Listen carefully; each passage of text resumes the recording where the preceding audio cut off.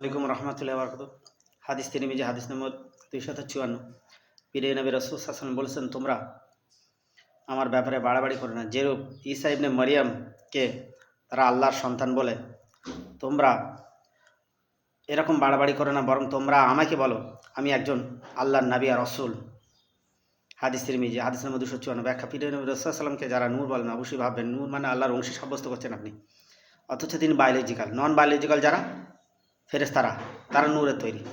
আর মুহাম্মদ সাল্লাল্লাহু আলাইহি ওয়াসাল্লাম তিনি হলেন বায়োলজিক্যাল, অর্থাৎ পিতামাতার মাধ্যমে তিনি আদম সন্তান, তিনি একজন মানুষ, অর্থাৎ তিনি মাটি তৈরি। কোরআন ও হাদিস বলছে, যারা কোরআন হাদিসকে অগ্রাহ্য করে তারা নূর বলবেন, ওটা শিরক আকীদা।